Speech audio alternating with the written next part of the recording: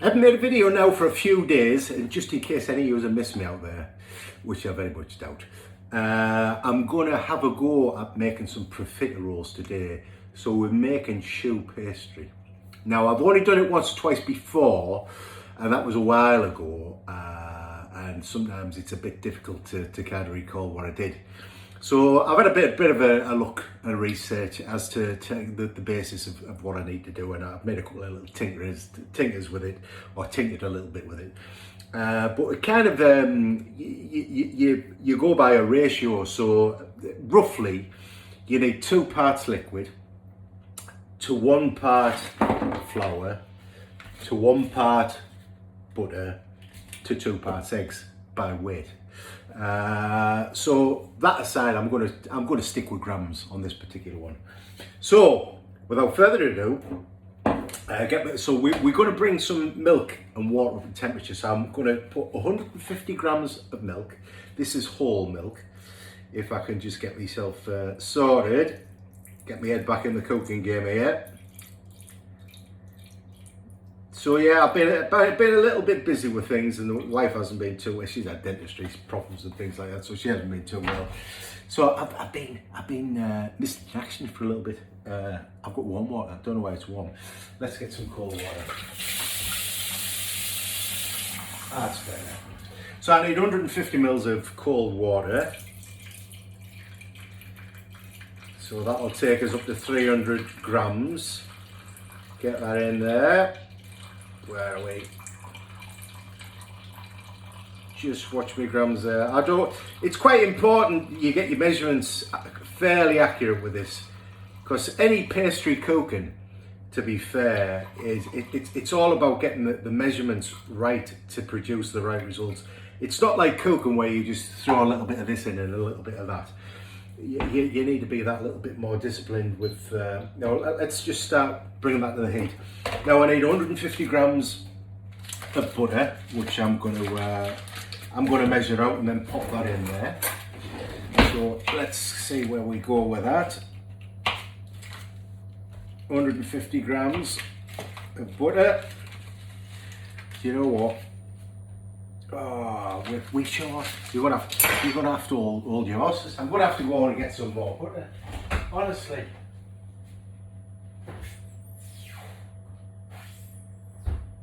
He's me thinking I've got enough butter there, and I've been caught short with the old butter. Of all the things to be caught short with butter, look at that. It's embarrassing. So let's get that in there before we. So much now. Got so much. 150, bang on the money. Let's get that in there, and try not to splash it all around because we actually need it. So. If I can find my favourite little broken spoon. Oh, where's my favourite broken spoon? Well, that's it. I'll have to make do with this one. Substandard spoon. That's all it is. So now I've got my butter. I need to put in there some sugar. So I want 15 grams, which is about a tablespoon of. I'm going to use Demerara in this one. So a general tablespoon is about 15 grams, so let's get somewhere near 11, 15 grams, there you go. So let's get that in, keep that stirring. And all we're doing with this, we're literally just bringing it till everything's melted and just to the boil, just literally to the boil. So we've got that, our sugar's in there. I want a teaspoon of salt, which is 5 grams, which I might as well weigh as well, because it will be 5 grams in a teaspoon. 3, and the reason it's a bit more in this is because I'm not using fine table salt, which does fill in all the gaps on your spoon. This is more of a coarse sea salt. So you think, well, you said a teaspoon, well, it will be a fine. Well, I don't like fine table salt. I know some chefs like James Martin uses it all the time. Personally, I like sea salt because A, it tastes better, and it's got more minerals and stuff in than I think table salt just tastes chemically. But whatever suits you is fine. So I'm doing 170 grams, just keep that stirring a little bit, 170 grams of, and I'm using bread flour. Now what bread flour does is it gives it a little bit more structure, so it makes the shell of the, of course I'm making profiteroles, makes the shell a little bit more robust, which can be a good thing. I was going to say it can make it tougher. Well, it can if you put too much, and we don't want that. So anyway, that's it. It'll hold its shape better, basically.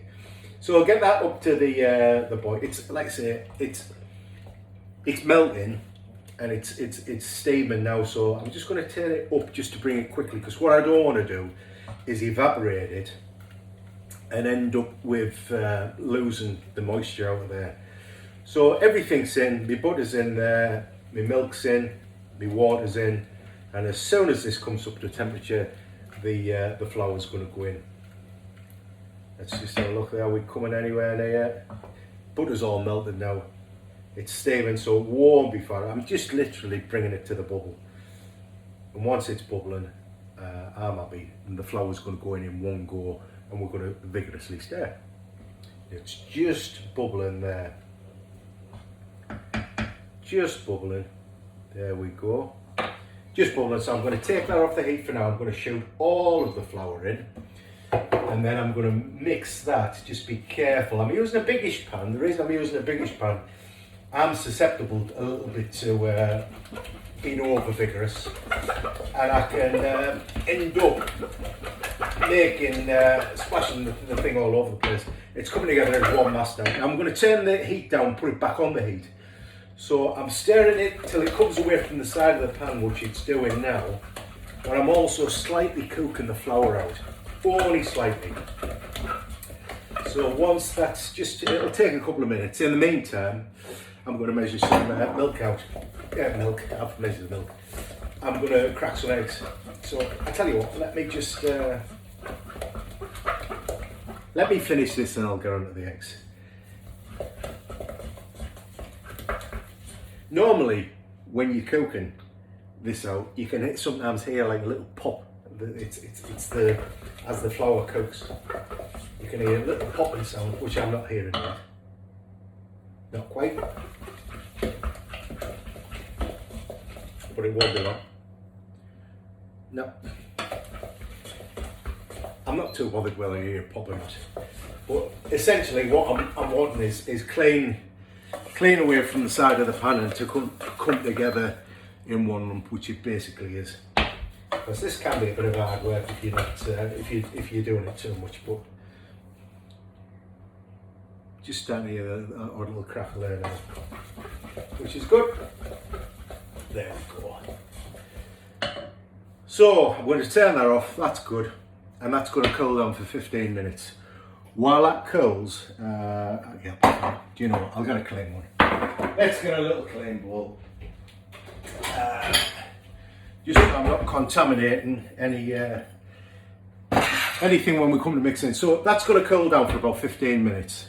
I'm going to put it into a bowl. I'm going to cover it with a little bit of cling film. One of the things you can do, you can put it in your mixer with your K-beater on and just have that turning round. That starts to cool it down pretty much straight away. But just for the sake of, you know, not rushing it, we're going to let that cool down by itself. I'll put it in a bowl, bit of cling film over the top just to stop evaporation, and then we'll come back to that and get it in the mixer.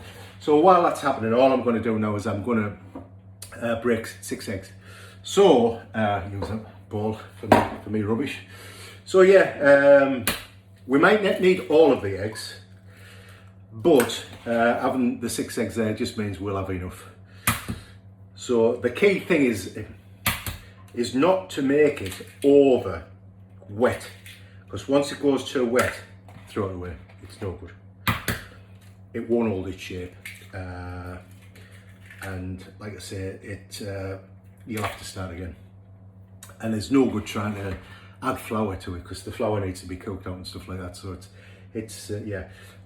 Tip with the eggs: if you just crack it, either use a sharp knife, very sharp knife, or don't cut yourself mad. It gives it a nice little clean break in the egg, and you don't get any shell in it that way. Or if you tap it on a hard surface, then you don't get any shell. So you're on a flat hard surface like your workbench. So we've got 4, 5, and last but not least, we've got our 6 eggs. So that's it, eggs done. I'm going to tidy my mess away. I'm going to let that cool down, get it in a bowl, put some cling film over the top, let that cool down for 10-15 minutes, and then we'll start adding the eggs and pipe it out and bake it. But that's simply choux pastry. The critical bit is going to be adding the eggs, because we just need to get the consistency right. So basically we'll look at that when we come to that point, so we don't confuse ourselves now. But up to now it's been fairly straightforward. Just a bit of bringing some milk, water, butter, up to just a gentle bubble. We put some sugar and salt in there, and then we shot all the flour and we've measured the 170 grams that we put in, and just vigorously give that a stir till it comes into like a paste, a bit like when you do bechamel sauce. You know, when you start adding the liquid, it goes to that sort of texture. So like I say, I'm a newbie to all of this, so I'm not coming from an expert point of view. I'm sure there's loads of people out there giving me, you know, tips and don't do it like that or whatever. Anyway, like I said, this is Jason's Kitchen, which means it's the journey that I'm on. And if there's an easy way of doing things, I try to find an easy way. If there's a better way of doing things, but some ways are not always easy and some ways are not always better. They're just different. So I'm always looking for something that's going to give me a better result at the end. If it does, then that's the route I want to go down. If it doesn't, it's pointless doing something a different way just for doing it different, unless it's easier, and then it's worth doing. So that's it for now. Probably blanked you enough. You think, well, you know, it's a good job you've been quiet for a few days. Give us a bit of a break. But anyway, we'll see you soon. 15 minutes, get this cool. I might have a bit of porridge for my dinner.